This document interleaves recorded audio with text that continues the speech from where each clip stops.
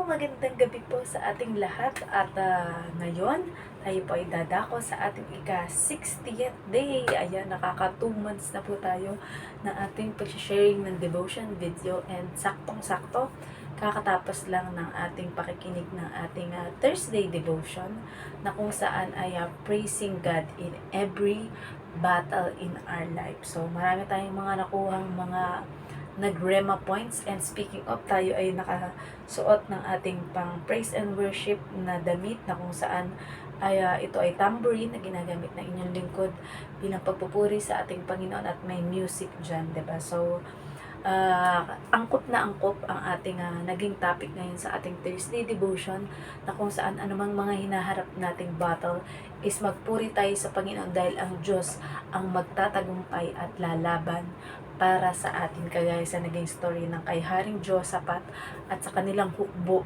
na kung saan ay imbes na ang gamitin nila ay mga sandata para sa pakikipaglaban sa napakarami nilang kaaway, ang nai-frontline nila ay ang mga taga-awit or mga nagpupuri sa ating Panginoon, na kung saan ang nangyari with a twist, imbes na sila ang awayin or puksain ng mga kalaban, ay sila ang mga naglaban-laban at nag-away-away at pinatay nila ang bawat isa dahil sa pagpupuri ng sandatahan ni Haring Josaphat, diba? Ang naging frontliner nila at lumaban ay ang mga nagpupuri sa Panginoon, itinataas ang dakilang pangalan ng ating Panginoon, at yun ang nagpabagsak sa mga kalaban at walang natira kahit isa sa mga kalaban, at nasamsampa nila ang lahat ng kayamanan ng mga ito within 3 days. At sa ika-4 na araw, sila ay umakyat sa bundok upang magpuri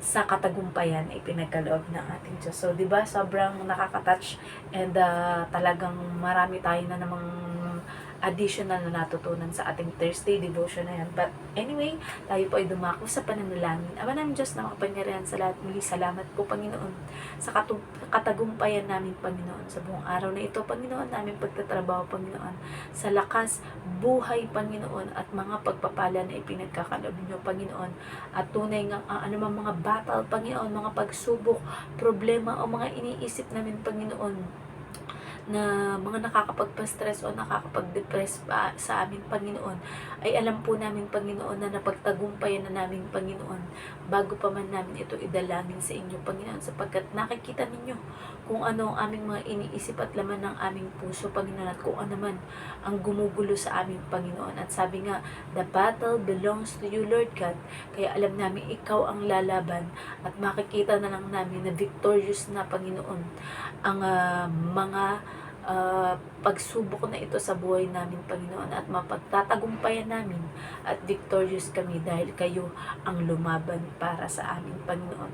Patuloy na kayo ang madakila sa buhay namin, Panginoon, at let your light shine upon us, Panginoon, na maging instrumento ninyo para sa pagpapalaganap ng pagtuturo ng inyong mga salita, Panginoon, at pagbubulay-bulay nito, Panginoon, at sa mga nakikinig, Panginoon, alam ko na unti-unti, Panginoon, ay nagkakaroon ng pagbabago sa kanilang isip at puso, Panginoon, at tinatanggap nila, Panginoon, ang mga natututunan nilang aral, Panginoon, at napapakinggan sa ating araw-araw na pagbubulay-bulay na inyong salita, Panginoon. Kayo ang mataas, ang tinapos na gawa ng inyong anak na si Jesus sa krus, Panginoon, at ang banal na Espiritu ang siyang gagabay sa amin, maglalangis sa aking labi, Panginoon, upang ang maipahayag ko lamang po, Panginoon, ay mga karunungan na nagmumula sa inyo at nais ninyong ipahayag sa aking kapwa.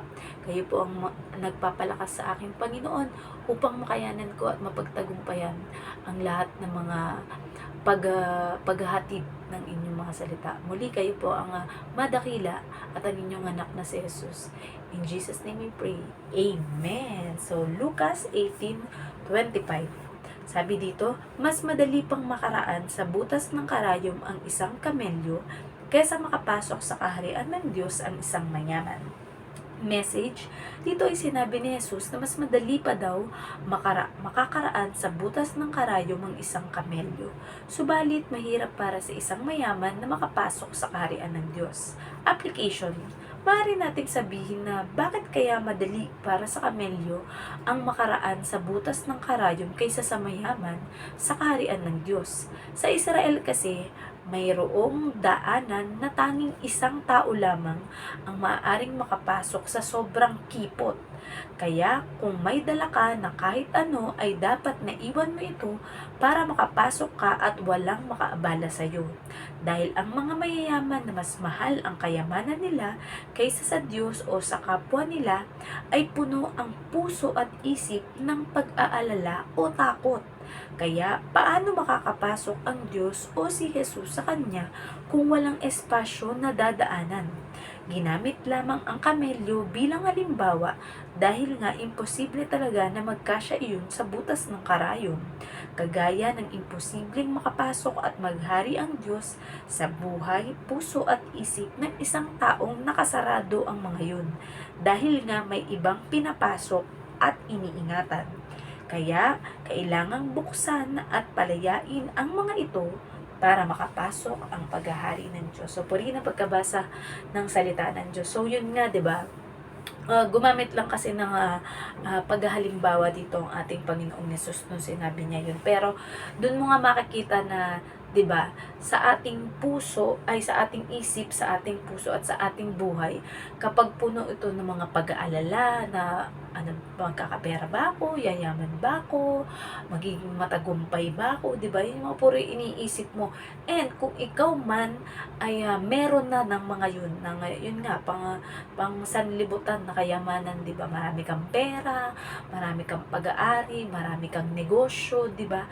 So ang mangyayari sa iyo is yung isip mo is lagi-laging yun ang laman ng isip mo. Paano ko ba iingatan? Paano ba hindi mapapasok ng magnanakaw? Paano ba mapapayaman lalo? Or para kumita ako ng mas marami, di ba? So, marami kang isipin. So, walang space para magkaroon ka ng time para sa ating Panginoong Diyos. Like, halimbawa, sa sobrang kaabalahan mo, ito na lang bilang OFW, di ba? So, sobrang pagkabisi mo buong araw, pagod ka na pagdating ng gabi or pagkagising mo pa lang sa umaga, di ba? Magtatrabaho na naman ako, ngayon ganun-ganun lang din naman yung ginagawa ko, paulit-ulit sa bawat araw, di ba?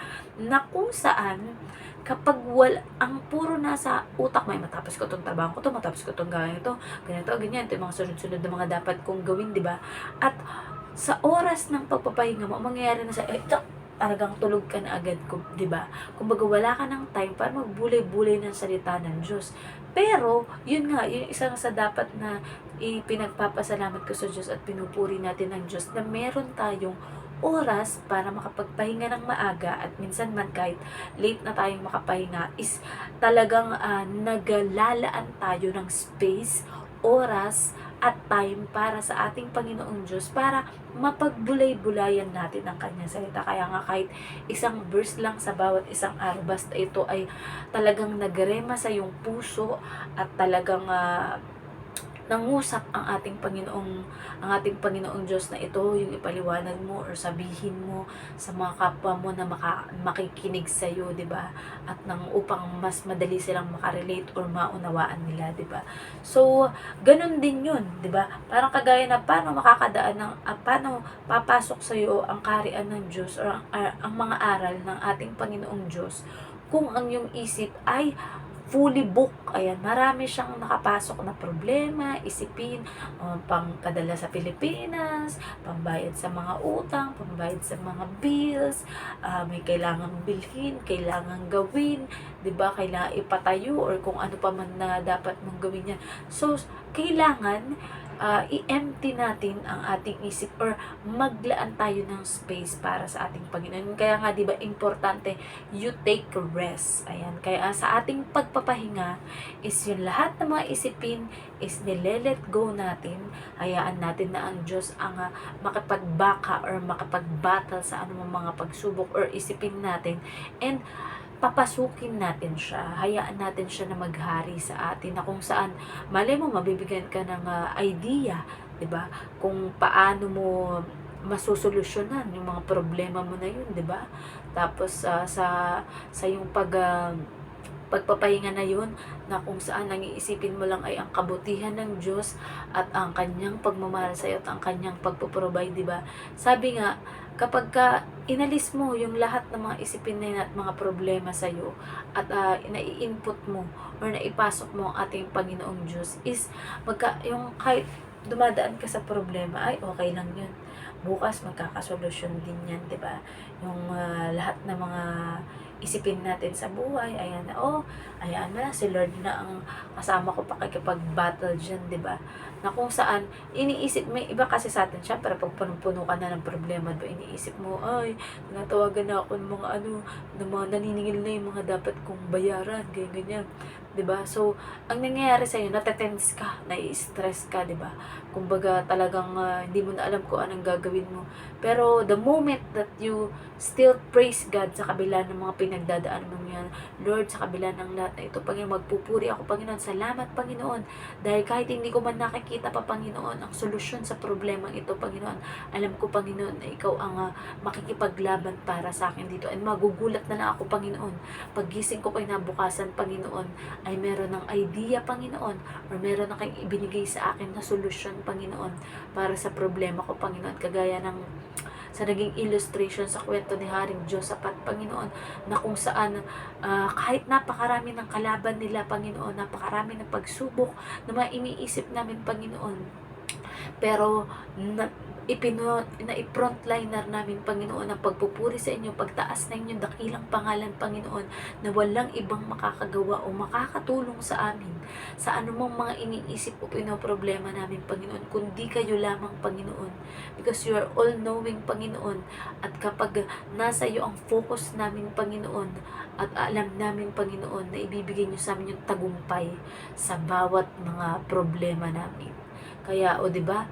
Tapos, ang gagawin mo na lang ay mag-harvest ka na lang ng lahat ng tawag dito ng mga pagpapala dahil sa pagtatagumpay mo sa bawat problema o pagsubok na inilaban ng ating Panginoong Diyos para sa iyo, dahil naging malakas ang ating Panginoong Diyos dahil pinalakas mo rin siya, na kumbaga parang na-cheer mo ang ating, go Lord, Lord, alam ko kaya mo yan. Yung kumbaga, hindi ba pag nasa mga dahil nanood kayo ng mga basketball, di ba, or ng mga lumalaban sa mga games, di ba?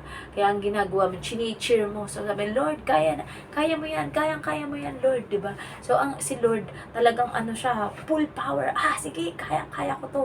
Lahat ng mga problema ng anak kong to, si Len, masusolusyonan yan dahil ako ang lalaban para sa kanya. Dahil sa kabila ng lahat, nananatili siyang nagpupuri, chini-cheer up niya ako, tinataas niya ako sa kabila ng lahat ng mga nangyayari sa buhay niya. So, ang victory ng ating Panginoong Diyos ay victory din natin. Kaya, di ba, doon pa lang talaga thank you, Lord. Sobrang salamat po, Lord. Talagang man na makakaasa talaga kami sa iyo, Lord God. Hindi mo talaga kami bibiguin. You're the best, Lord God, 'di ba?